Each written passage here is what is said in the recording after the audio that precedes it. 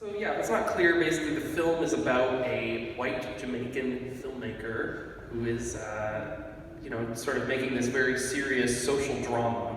And the film is, sort of follows as like a mockumentary, sort of pseudo-documentary format as this character creates their film. And sort of the film is, but really under the surface, the film is about kind of all the sort of racial tensions and implications that sort of come about from a white Caribbean experience versus a black Caribbean experience.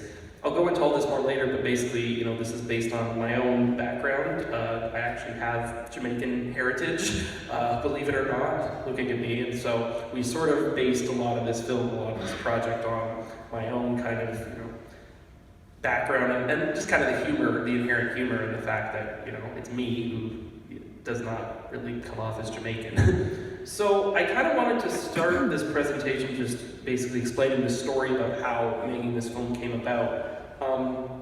I was sort of involved with the Varley Art Gallery, indirectly, more so with the I guess, curation and company Elegoa Cultural Productions, who helped put up the Tumont exhibition. At the time, it was sort of a project that was going to be produced throughout the city of Markham.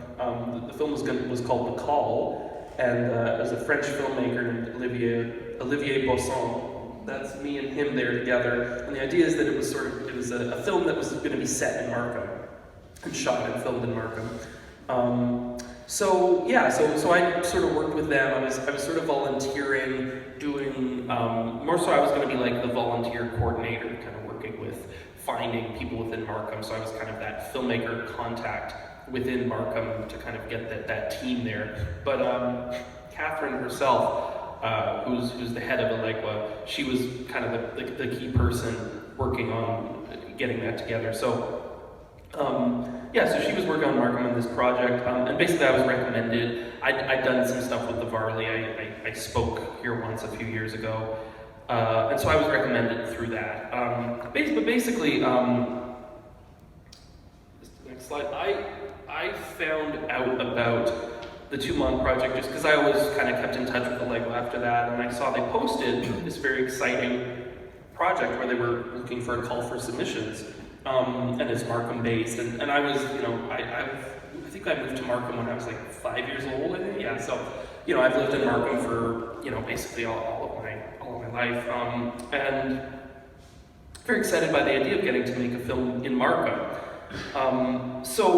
Reading from kind of this was the call, this is the screenshot from the call for proposals of what they were kind of trying to achieve here.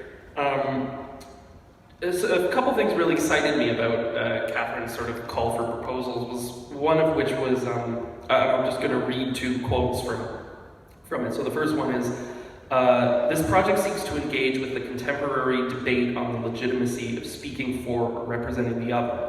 And that's kind of something, I guess, that is always a big theme in my work, is that idea of the other.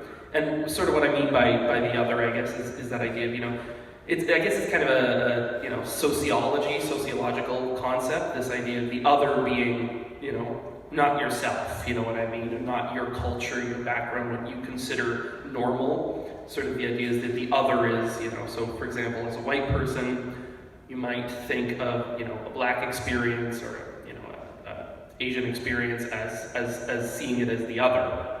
But of course, what we try to do in Canada and in our societies is break that down and not think about, think about each other as individuals and equals and all that. But that idea of otherness, you know what I mean, engaging with that idea of otherness.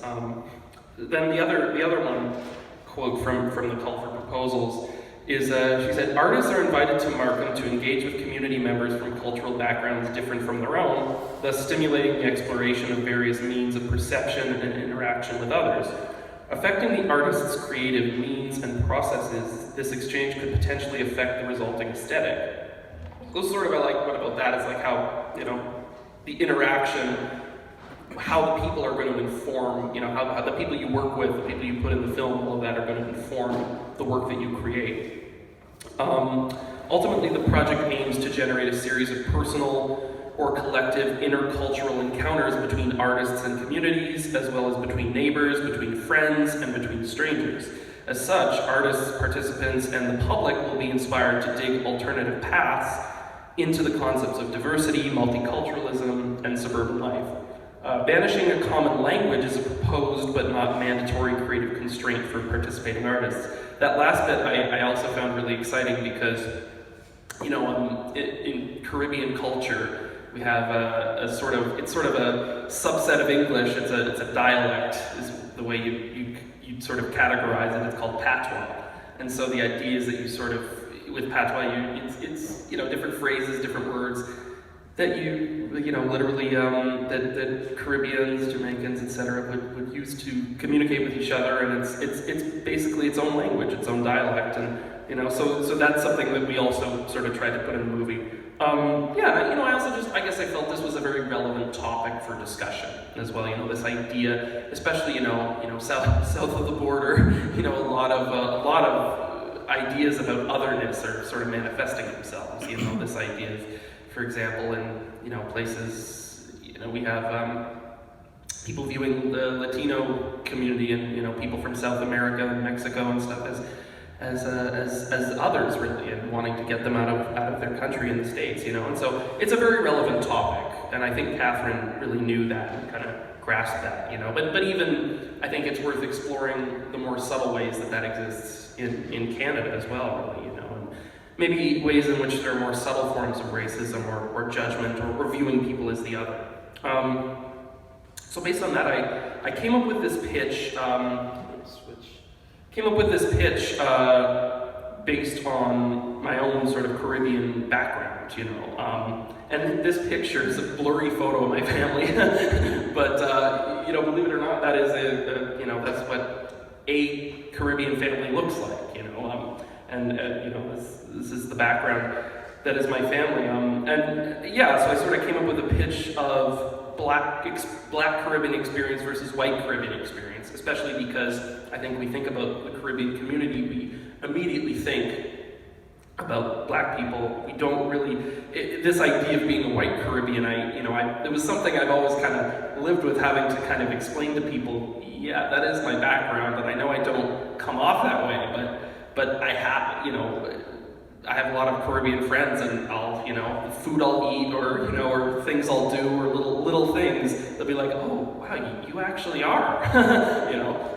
Another thing too is, you know, when all I have to do to prove that I'm Caribbean is introduce people to my grandmother, because she's got the accent and she's got the, you know, immediately people are like, oh, okay, he's not bullshitting, it's true. And you know, and so that was one of the things I did with Zeen, was this movie was I put my grandmother right at the top, just to kind of show people, yeah, this is, I'm not pretending, this is real. So this is, I'm just going to kind of read from my pitch that I came up with, just to kind of give you guys a little bit of an insight into my family background on that side of the family. So my family, the Passailaiques, moved from Jamaica during a time of economic recession and violent criminal activity. Anyone who knows anything about Jamaican history at the time would know that you know, the 1970s was a really, really kind of politically unstable, very violent time. A lot of bad things going on, and you ask a lot of Caribbean people when their family moved, Jamaican people in particular, when their family moved out of Jamaica, it was in the 70s, is something I've kind of learned recently. So during a time of economic recession and violent criminal activity, going from a wealthy lifestyle in the Caribbean to a working class existence in Scarborough, Ontario, my father used to tell me the story of how, when he was only 5 years old, the family was robbed at gunpoint during a pool party in Jamaica. It has always been fascinating to me as a member of the Caribbean diaspora to see the ways my culture is both retained and rejected by my father, grandmother, aunts, and uncles. It is perhaps for these reasons that I've always tried to be conscious of class, economic status, diversity, culture, and privilege in my work. The ethnic disparity, an element of engagement with the community members from a cultural background different from my own in the film, would primarily stem from the contrast of a black Caribbean and a white Caribbean immigrant experience in Canada, touching on how it is perhaps easier for a white family to integrate into the predominantly Caucasian European culture of Canada compared to a black family. Numerous points would also be made about cultural exclusivity, white privilege, and eventually how to start an intercultural dialogue. At the same time, this would be a very personal story told from a very subjective point of view, that has been informed by my own life experiences. But another part of this was, this pitch, I guess, was the main character, which was something in the story that I always kind of really had a vision for how I wanted to do this. And this main character is Chad. So, I'll take you guys back to year 2011. I'm in grade 10 at the time, and I was going to Unionville High School, which was a school you guys probably know is very, very close to where we are right now. And basically this came about because I was in an English class, and I had to do a sort of project about media to do with the internet. So the idea was each project was based on one large website. So you could do Google, you could do Facebook, and it was kind of to tell the story. So we got very overzealous, my group and I, with this project, because basically the idea of the project was you kind of go into what it is and its social implications. We chose YouTube, and the way we chose to do it is we kind of came up with this character who would be like this very pretentious, art house filmmaker. He's really like a kind of loser, but he thinks he's making these really great, profound pieces of art all through YouTube, and he's using YouTube as like his distribution model to kind of, share all these projects and stuff. And yeah, I guess, I was the one who's, and it was all to kind of illustrate the realities of YouTube and how sometimes a lot of delusional personalities can end up on that website. So we sort of chose to collectively, we came up with Chad. I was chosen to play Chad among the three of us because I guess one thing was I at the time, I really loved art house films, and I loved, kind of different styles of filmmaking and stuff. So it kind of made sense that I would be the pretentious director and stuff. And also, I think I do kind of have elements of that character, but we definitely figured that out as we went. So basically in class for this project, I presented the project in character of like me as like this visionary, and then my two sort of lackeys, and so this is me with my long hair in the middle, and this was basically one of the first, your right, is the one of the first videos we ever filmed as Chad, it's like early 2011 here, and it's me, it's kind of like us doing a video together, and then this is another, the video under there is another video we did a few months later. And in this, and actually if you look in the middle there, the guy with the kind of blonde faux hawk hair, that's Richard, who actually, started doing 361, Chad Cortez videos with me, and eventually he was actually a producer on Zeen, on my film, so he's someone that I've always kind of worked with, long term. And he's kind of carried over from those original videos into doing the work we do now. So basically, I really took to, after the actual English project, I really took to playing this character, and I really kind of loved playing this character. It was a lot of fun to kind of explore this very pretentious personality, and then also the implications of sometimes where a person's ego can go and stuff. So, it's been just a very easy and fun character for me to play. I ended up keeping this YouTube channel, I played this character for years on this YouTube channel, from about 2011 to about 2017 was when I did my last video, actually, so not really too long ago, on and off, just making silly content mostly. But I'll just go into who is Chad. So basically, Chad is someone who sort of pretends to have integrity, but really he's just an incredibly kind of egotistical and self-centered person. He thinks of himself as a very sophisticated kind of aesthete, and a sort of connoisseur of high art and things like that. But in reality, it really comes from a place of kind of performativeness. It comes from a place of more so wanting to come off a certain way and less so about actually caring about issues, And so in the film Zeen, for example, he sort of uses these ideas of diversity, these things that get spoken about a lot, especially in film and the arts and stuff, but he uses it as a way to kind of really get attention for himself, you know, and to look like he's a person that has integrity. But ultimately, he's, you know, it's kind of a, he feels he has to deceive people and kind of hide behind this mask because of his own insecurities.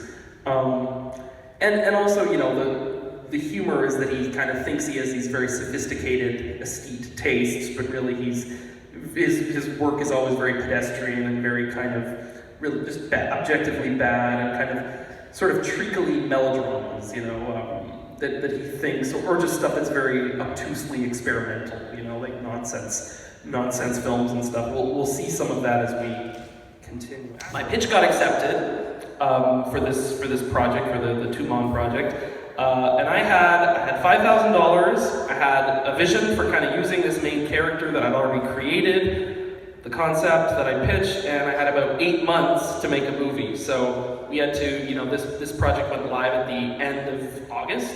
So I basically kind of had to, you know, put this all together. So as you can imagine, you know, I was feeling kind of lost and overwhelmed. You know, it was this kind of huge weight on my shoulders. How am I going to put this together? But I had 3 guiding principles that I was really sort of pushing towards that I felt, you know, would make the film that I wanted to make.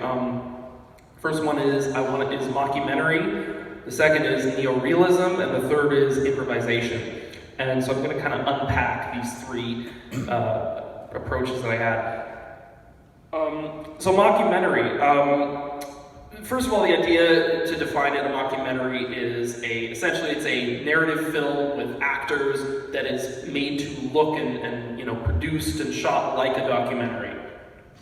My reasons for doing this there were quite a few. The first one was, you know, a fake documentary is a lot easier to produce in a lot of ways than a fiction film, because, you know, doing a mockumentary, it's, you know, you can have a handheld camera, you don't have to script things, you don't necessarily have to get multiple takes, you can work very quickly, and it's sort of more acceptable and easy to make certain technical mistakes, right? Because you don't, if people are very accepting of, in a documentary, if, you know, certain sound things happen, or if a camera's shaking and stuff, you establish an aesthetic of that, and it's easy to kind of work quickly.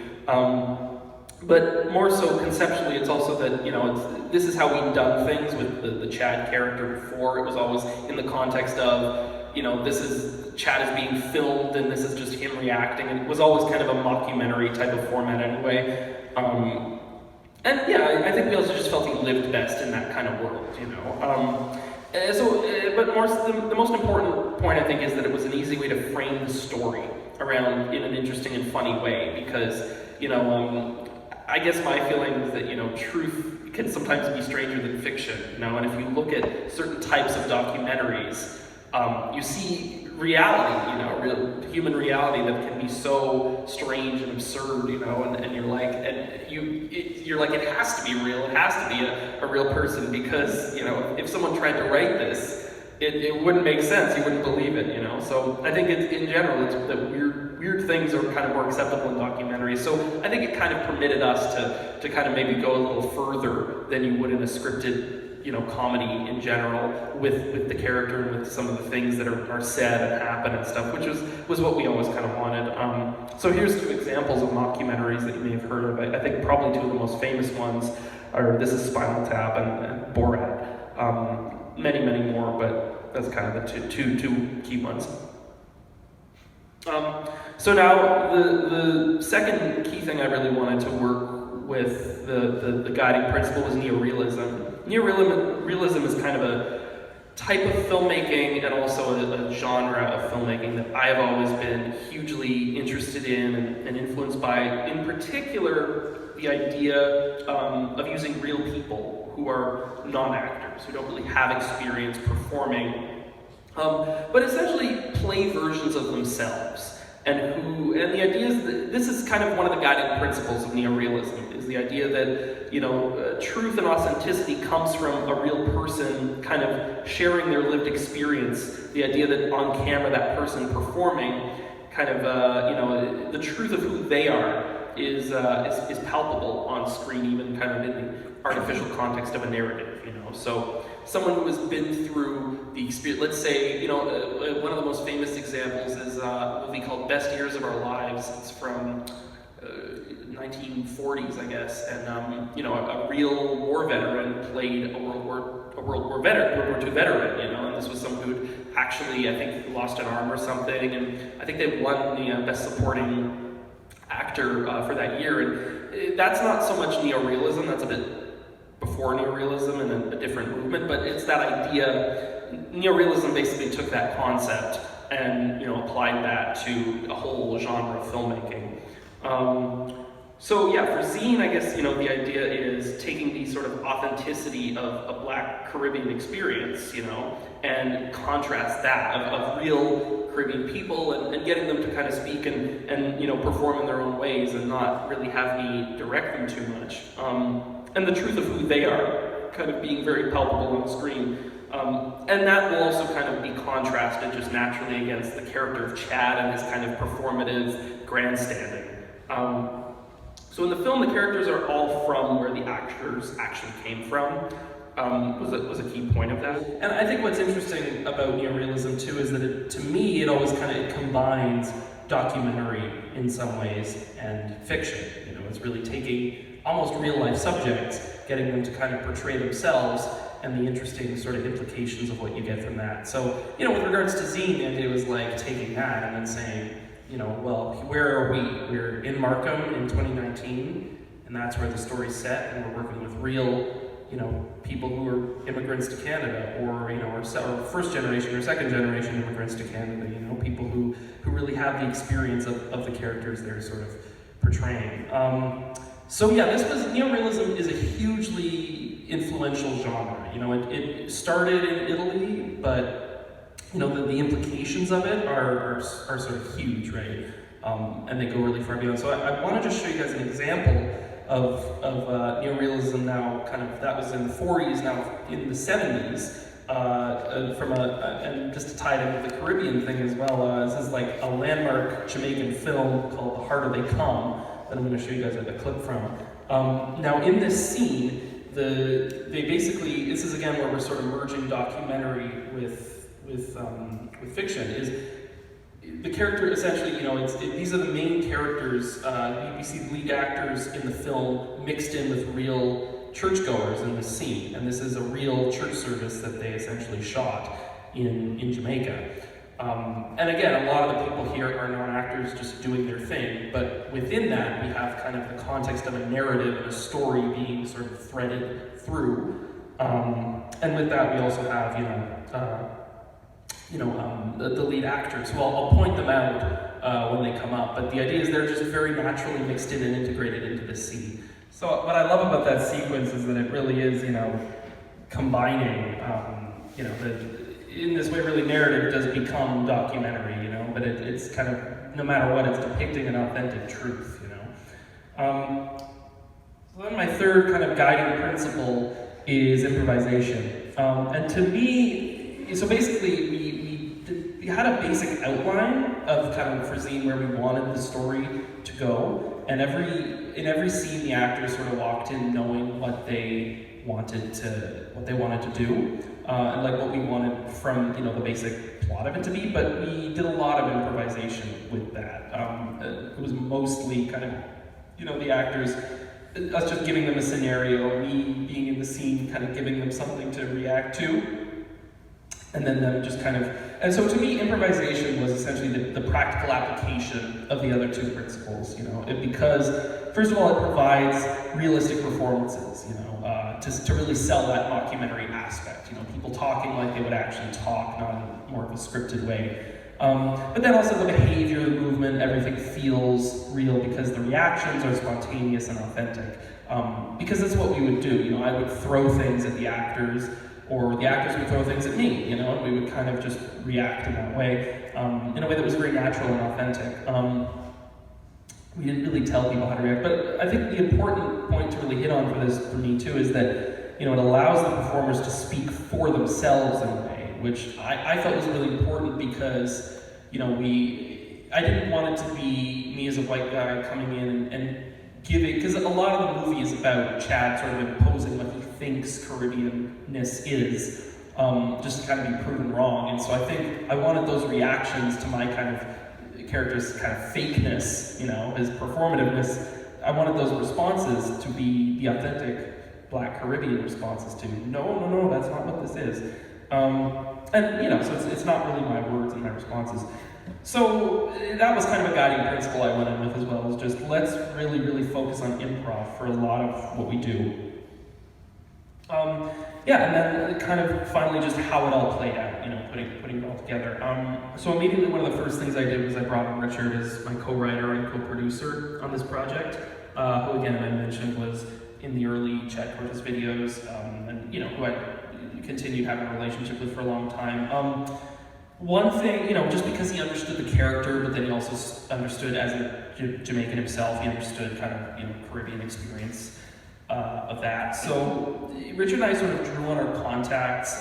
Richard obviously very well connected with the Caribbean community and stuff. He brought on a lot of people. He brought on people who he felt would be the right people for this, and people who are not necessarily actors either, but people who just kind of have the right, the right feeling as a person.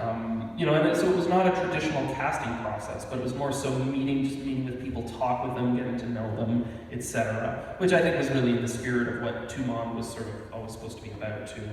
And then on set, it was really just about keeping a relaxed atmosphere and not necessarily directing things to the way in which things will go, but more so just allowing the cast to feel comfortable expressing themselves, and just not pushing things too directly. And really taking people's lead in a way, actors' lead and stuff, taking things the direction they wanted to take. And just kind of speaking of this, I'll read from an essay that is really always kind of inspiring me. It's an essay called Embarrassment. It's written by a theater director named Anne Bogart, and it's from a book called A Director Prepares, and so it's kind of a book about ways in which to approach directing, basically, and kind of more so, I guess, thought processes that you should implement yourself, useful ways in which to think about how you approach this. This was actually, the essay was given to me by my high school drama teacher, which again kind of ties back to the origins of all that stuff. But I'm going to read from two specific quotes because they really did help kind of apply my process for making Zeen. So one of them is, "It is not the director's responsibility to produce results, but rather to create the circumstances in which something might happen. The results come by about themselves. With one hand firmly on the specifics and one hand reaching to the unknown, you start your work." So again, I think that just applies to like getting the right people and letting things kind of happen as they are. Sometimes that really is the job of a director, which in a way seems very easy, but sometimes it's about kind of taking your hand off the wheel, letting the people around you, your collaborators, help to dictate things as much as, and then you just kind of shape it. But, and then this one too, just especially because our film was so improv heavy, this quote in particular really kind of plays into that. So, things always go wrong. Things happen that you haven't planned for. Sigmund Freud suggested that there is no such thing as an accident. Might an accident be a sign? Might it be asking for attention? An accident contains energy, the energy of uncontrolled shapes. Normally, when things start to fall apart, we pull back. We want to reassess. But can this impulse be reversed? Can we welcome the energy of an accidental occurrence? In the moment that things start to fall apart, can we enter into the event rather than shy away from it? So I think that was something that we always sort of tried to keep ourselves open to like new discoveries about, where a scene would go, where we could take a humor or a joke or anything. We kind of worked with what we had, which was in the spirit of kind of making that film. So the last thing I want to do is just show a clip from Zeen quickly, because I feel this scene is kind of the synthesis of everything that I've stated above about sort of my process going into it. Yeah, so basically in this scene, we have real performer Andon Campbell, who was one of the main actors in the film. This is him giving his real life story about growing up in Grenada, which he did, So this is, everything he says in this scene is true, basically. Andon had no acting experience prior to this film, is one thing to note, and also this moment was completely improvised. We sort of prepped him for what we wanted him to say, but in terms of how it came about, what he said, this was done in one take with no rehearsal and no real prep. So, but I think it kind of just ties into, sort of what we kind of want to. One thing I really want to express about this film, which is it is a comedy film, but it is also about the actual experiences and the idea that there's a whole reality that maybe we living in Canada don't sometimes realize about the immigrant, people who come from an immigrant background. So and this sort of shows the two sides of that, the side of maybe a privileged background versus a not so privileged background. So that's my presentation. Now I want to open up the floor to any questions that you guys might have. Yeah. Oh, and I was just going to say too, actually, sorry, before I start that, the film is playing from now until January in the Varley Art Gallery right now, so it's available in the Tumond exhibit, and you guys are welcome to watch the whole thing. So yeah. Any questions, or? So what's next for you in terms of making films? Because you were given essentially a grant to do this film, so how are you going to take these experiences, what you've learned from this whole process, and apply it to your next project? Well, what's next for me? I two things I kind of have coming up. One is I'm doing I'm trying to get a series off the ground right now. It's kind of a psychological horror series that deals very heavily with kind of loss and grief and that sort of topic. And that's a project that I actually just premiered it 2 days ago, and we're sort of just trying to see where we can go with that. Series are quite difficult to get distribution for and off the ground and stuff, but that's it's a horror project that I'm working on, but kind of very psychologically real and grounded. And then another project I'm working on is a feature script that I'm hoping to produce that I'm in the process of sort of writing and developing right now. But that is the interesting thing about that, I guess, talking about applying my experiences with this project is I really want to, I definitely sort of always want to keep a foot in kind of Neorealism world for that. There's definitely certain parts that I have in mind for this feature project that is a project called Saoirse the Movie, by the way, just put it out there. But yeah, the idea is I want to get people who are maybe not actors who kind of have similar experiences to characters I've written and things like that to kind of portray those characters. I think there's a lot of value in that, and I also think what I really learned from this movie was the value of kind of using improvisation, and sometimes improvisation can produce some really amazing results on camera. It's always something I've sort of put in some of my movies, but I think I'm going to trust even more now after coming out of this that improv can get you to really cool places. And to sometimes film that, you sometimes as a writer, you get very I've written it just so, and it's I want it to, you're proud of what you've written, but then sometimes what can just come about when you kind of let the actors go with the scenario you've created can be just as good, if not better, so yeah. That sort of answers the question. Yeah. I was just curious, obviously you had a long friendship with some of the people in the film, but obviously there were a lot of other people who you did not know before this. So how did they feel about the end result, or did they say that to you, or? Yeah. The thing, I think that it was very, very positive, and I think it has been the reception from basically anyone who's been in the movie, which is really good and encouraging. It was something definitely I wanted to be aware of because, I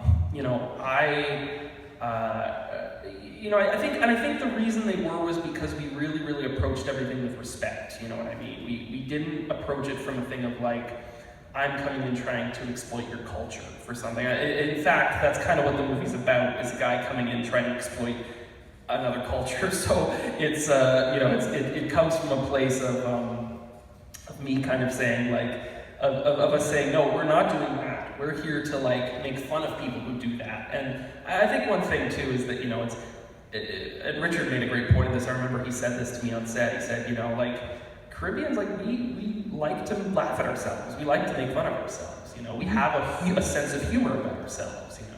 And that was that was really encouraging, because I think the thing is, whenever we make a joke in this movie, we kind of make a dig or whatever, it's done in a spirit of respect and kind of love for that culture, and they're very willing to kind of laugh at themselves. You know, one thing that we say in the movie is that every Caribbean character that Chad is kind of hired to be in the movie, they're always like, look, as long as I'm getting paid, you know. And Richard's like, yeah, well, they're all very aware, like, that they're making fun of themselves, because that is true in that culture. It was like, look, man, I'll do whatever, just give me my money, you know.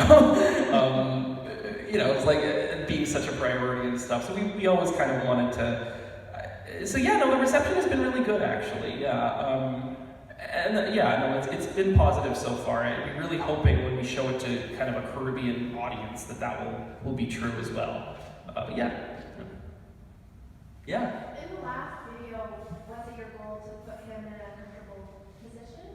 Was it scripted or was it not scripted? Oh, do you mean like the character, or yeah, it was definitely like the character of Chad. Like, yeah, he was, the idea with him with that scene was that he was like saying, you know, again, like Chad has this idea of like what a great director-actor relationship is, you know, and that is like you guys are soul bonded, you know, your souls are bonded after, right? So, and not to say there's anything wrong with that, but I think it's just this idea in the film that he's sort of trying to like, you know, he's trying to get there, but in fact, all he does is make the other character completely uncomfortable, right? But yeah, no, it was Chad's intention in that moment to sort of put him at ease, but because Chad is who he is, he's very bad at that. But yeah. Yeah. Did the 5,000 grant cover the costs, or were you able to do it within that, or did you have to get other resources? I actually did manage to do that because I was just really I mean, luckily I've had experience kind of budgeting and doing my own projects, getting them off the ground and stuff. And $5,000 was actually it was pretty comfortable. I actually still have a bit of money left over for festival submissions and stuff. So yeah, I managed to make it work. But I think that was also kind of why making it as a mockumentary sort of helped, because you know, it allowed us to, like, we didn't really have to worry about like set design and stuff like that. There were a lot of elements that we kind of, because of the nature of how we approached the project, made it very simple. So yeah. You talk a lot about wanting performers with lived experiences. So how would you say you can understand a person without lived experience authentically? And has your answer changed before and after you've done this project? So you said like without lived experiences, like you mean like the person who just kind of comes in to play a character, you mean, or like Yeah. Like you like to cast people who have lived experience. Yeah. Okay. So if someone didn't have lived experience, how would that person understand someone with lived experiences authentically? Right. Yeah, I mean, I think, you know, I think from a practical perspective, I mean, I think that's kind of just what you do as an actor. You know what I mean? Like that is the job of an actor. And I it's not that I don't have respect for that. I think it's just, it's like, you know, it's like, okay, if you're playing Hamlet or something, you don't know how to be you don't know how to be a Danish prince in the, whenever that is set, you know what I mean? Like you don't have that experience. You're probably not royalty, you know what I mean? But you have to just kind of take the emotional, you know, core of what's going on in that character and apply that to a performance. And I think that is also true as an audience member, you know what I mean? Is that's the whole purpose of a project, I think, is to create empathy, you know what I mean, in telling a story, you know what I mean? And so I think that's the idea that, like, I'm not a believer in kind of that idea of saying, oh, you don't have this experience and therefore you exclude people. You know, I think it should be about the opposite. It should be about, I've had this experience, so let me share it with you to create empathy. You know, I think that's kind of, to me, that's the whole point of telling a story, and you know what I mean, and why we kind of, you know, why we do it, really, for me at least. Thank you so much, guys. Appreciate it.